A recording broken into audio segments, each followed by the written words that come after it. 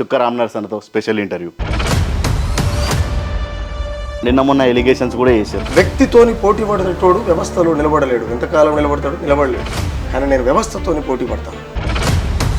అయితే మొన్నటి వరకు మందకృష్ణ మాదిగ గారిని విమర్శించిన మీరు ఇప్పుడు మాలల మీద పాట రాశారు కదా. రామ్ నరసయ్య మందాకృష్ణ మీద పాట రాసిన, మాలల మీద పాట రాసిన, ఏది రాసిన న్యాయం అనిపించినప్పుడు ఖచ్చితంగా పాట రాస్తాడు.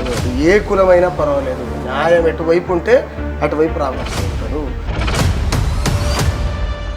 అయితే దాంట్లో కొంతమంది చాలామంది అడుగుతారు, మా మాల బిడ్డనే పెళ్లి చేసుకొని మా బిడ్డ వండి పెట్టిన తిండి తినుకుంటా నువ్వు మా మీద పాట ఎట్లా రాస్తావని.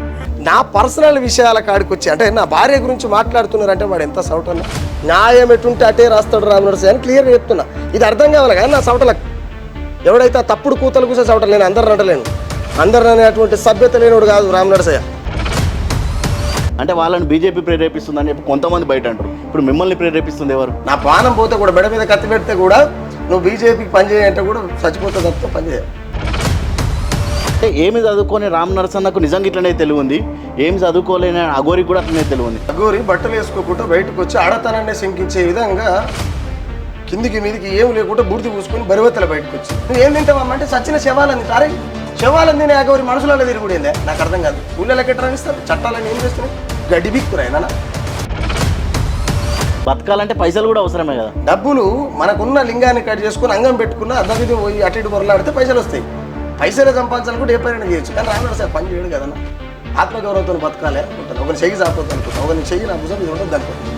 జీవితకాలం నా కాలం మీద నేనే నిలబడాలనుకుంటాను. చుక్క రామనరసన్న మావోయిస్టుల కోసమే పనిచేస్తుండు, మావోయిస్టుల కోసమే ఈ ప్రజలను రెచ్చగొట్టే పాటలు తయారు చేస్తుండు అని చెప్పి ప్రభుత్వ వ్యతిరేక కార్యకలాపాల మీదే ఉంటాయి కదా పాటలు. కల్వకుంట్ల చంద్రశేఖరరావు పరిపాలిస్తున్నప్పుడు ఇదే ఏనుగుల రేవంత్ రెడ్డి ప్రశ్నించి మాట్లాడాడు. ఆయన నక్సలైటేనా? కాంగ్రెస్ పార్టీ అధికారంలో ఉన్నప్పుడు ఇదే మోడీ, అమిత్ షా వాళ్ళు మాట్లాడారు. వాళ్ళు నక్సలైటేనా? చుక్క రామనరసయ్య నక్సలైట్.